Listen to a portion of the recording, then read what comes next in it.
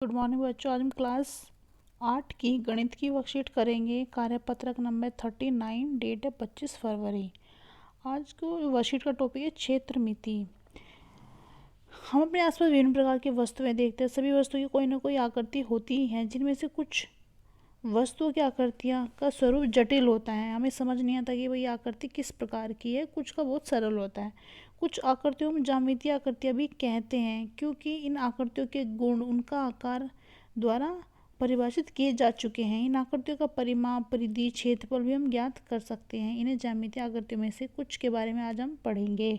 तो नीचे टेबल दे रखी है, ये सारी की ज्यामितीय आकृति हैं। इसमें हम पढ़ेंगे कि उनका आकार कैसा होता है, उनके गुणधर्म कैसे होता है, परिमाप और क्षेत्रफल क्या होता है। तो सबसे पहले में दे रखा है त्रिभुज। त्रिभुज क्या है? 3 रेखाखंडों की बंद आकृति होती हैं। ये क्या है? एक रेखाखंड ये है, एक ये है, एक ये है, तो 3 रेखाखंड है। तो इसकी ये क्या है? बंद आकृति है। तो परिमाप क्या होता है? परिमाप जो होता है, बाहर की जो बाउंड्री होती है उसकी जो लंबाई होती है उसको हम परिमाप कहते हैं। तो 3 साइड दे रखी ए बी सी, उन तीनों को जोड़ देंगे तो हमारे पास क्या आ जाएगा? परिमाप आ जाएगा। दूसरा है क्षेत्रफल। तो क्षेत्रफल निकालने के लिए हम क्या करते हैं, जो नीचे वाला होता है इसको कहते हैं आधार, ये होता है ऊंचाई।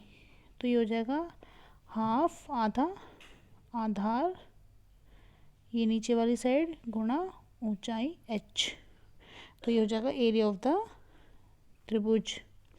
दूसरा है वर्ग। वर्ग में क्या होता है? चारों भुजाएं बराबर होती है और जो कोण है 90 डिग्री का होता है। ये देखो, ये वाला कोण, ये वाला कोण, ये वाला कोण, ये वाला कोण, सारे क्या हैं? ये 90 डिग्री के हैं। और सारी जो साइड्स हैं वो भी बराबर होती हैं। अब सारी साइड्स बराबर है, अगर एक साइड्स को हम ए माने तो चारों कितनी हो जाएगी? ए plus A plus A plus A, तो ये हो जाएगी 4a। और एरिया हो जाएगा भुजा गुणा भुजा ए स्क्वायर। अगला है आयत। आयत में क्या होता है? इसमें आमने सामने की जो भुजाएं होती हैं वो बराबर होती हैं, जिसको हम बड़े वाले को लंबाई कहते हैं, छोटे वाले को चौड़ाई कह देते हैं। और जो प्रत्येक कोण होता है वो भी 90 डिग्री का होता है। तो हम जब जोड़ेंगे तो 2l, लंबाई को l बोल दे अगर और चौड़ाई को b बोल दे तो 2l हो जाएगा और 2b हो जाएगा। तो ये हो जाएगा परिमाप। और एरिया हो जाएगा, l की गुणा कर देंगे हम b में तो एरिया आ जाएगा। दूसरा है समांतर त्रिभुज। इसमें अगर तो जो आमने सामने भुजाएं बराबर होती है और समांतर भी होती है। ये जो भुजाएं बराबर भी है, समांतर भी, ये भुजा इसके बराबर है, समांतर भी है। तो क्या करेंगे? अगर इसको हम l मान लें, इसको a मान लें और इसको b मान लें, तो 2a और 2b हो जाएगा। तो 2 को कॉमन लेंगे तो यह आ जाएगा 2 इंटू ए प्लस बी। एरिया हो जाएगा b इंटू एच। तो b क्या है? देखो यहाँ पे इसको हम बोलेंगे आधार, ठीक है। और ये h जो ऊपर वाली भुजा से सामने वाली भुजा पे क्या है? एक लंब डाला हुआ है, इसको बोलेंगे हम ऊंचाई। ऊंचाई किसकी ऊंचाई? इस समानांतर चतुर्भुज की ऊंचाई। तो एरिया हो जाएगा b गुणा h। आ गया समचतुर्भुज। इसमें जो चारों भुजाएं क्या होती है? बराबर होती है। ये भी चारों भुजाएं बराबर होती हैं और विकर्ण एक दूसरे के समद्विभाजक, लंब समद्विभाजक होते हैं। इसका मतलब लंब मतलब 90 डिग्री का कोण बनाएंगे, जहाँ काटेंगे समद्विभाजक होता है बराबर बराबर 2 हिस्सों में काटना। अब ये जो इसको हम देखें अगर ध्यान से, ये एक विकर्ण ये है, एक ये है, ये किस 90 डिग्री कोण पर काट रहे हैं तो एक दूसरे को, तो ये समद्विभाजक हैं एक दूसरे के। ये इसके बराबर हो जाएगा कटने के बाद, ये इसके बराबर हो जाएगा कटने के बाद। तो चारों भुजाएं बराबर होती है, विकर्ण एक दूसरे के लंब समद्विभाजक होते हैं। चारों भुजाएं बराबर है तो परिमाप हो जाएगा 4a।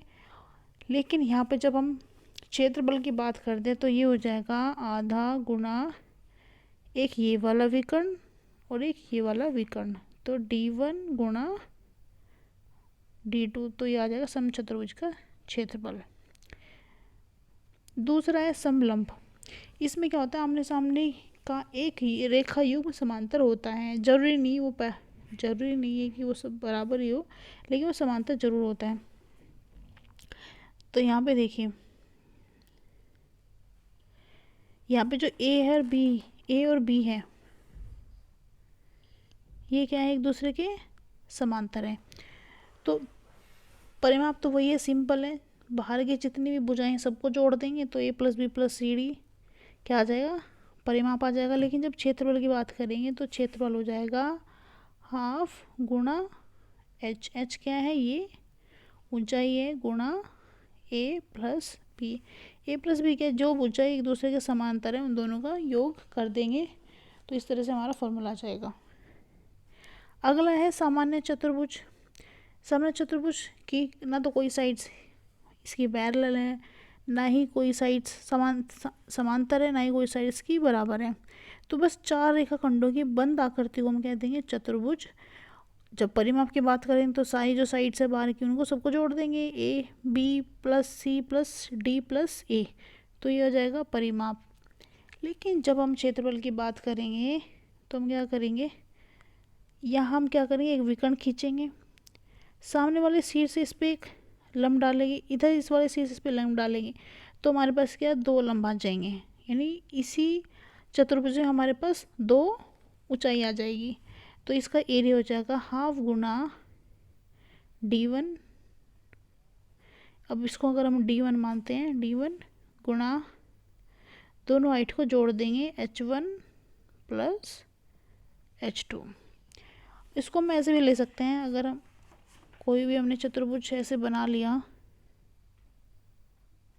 तो ज़रूरी नहीं हम ये वाला विकर्ण लें, हम ये वाला विकर्ण भी ले सकते हैं, इससे भी हाइट ले सकते हैं h1 और h2, तो भी हम कैलकुलेट कर सकते हैं एरिया। आगे है वृत्त। किसी निश्चित बिंदु से समान दूरी पर स्थित बिंदु का बिंदु पथ। अब जैसे अगर ये एक बिंदु मान लें, इसके बाद जितने भी ये बिंदु हैं अगर इनको हम जोड़ दें तो हमें क्या मिलेगा, ये क्या है समान दूरी पे है, क्या हमें क्या मिलेगा, वृत्त मिलेगा। और जो ये समान दूरी है ना, इसको बोलेंगे हम त्रिज्या, जो कि इस बिंदु पथ को जोड़ती है केंद्र से। अब इसका परिमाप को बोलते हैं हम परिधि, जिसका फॉर्मूला हो जाएगा 2πr, जहाँ पे r क्या है, ये तो त्रिज्या है, ठीक है, तो सिंपली हमें पता होगी। लेकिन पाई क्या है, यहाँ पे पाई की वैल्यू होती है फिक्स, ये होती है 22/7। दूसरा है जब क्षेत्रफल की बात करेंगे तो क्षेत्रफल हो जाएगा πr²। r आपके वही है, त्रिज्या है, और पाई की वैल्यू 22/7। तो इस तरह से हम किसी भी वृत्त की हम एरिया भी निकाल सकते हैं और परिधि भी निकाल सकते हैं। तो आज के वर्कशीट में कोई क्वेश्चन नहीं था, तो हमने जो भी फिगर्स देखी थी वो सारी जितनी भी आकृति थी वो सारी डिस्कस कर ली, उनकी गुणधर्म भी डिस्कस कर लिए। अगर किसी बच्चों को नहीं समझ आता तो वो मैसेज करके पूछ लेगा। Thank you.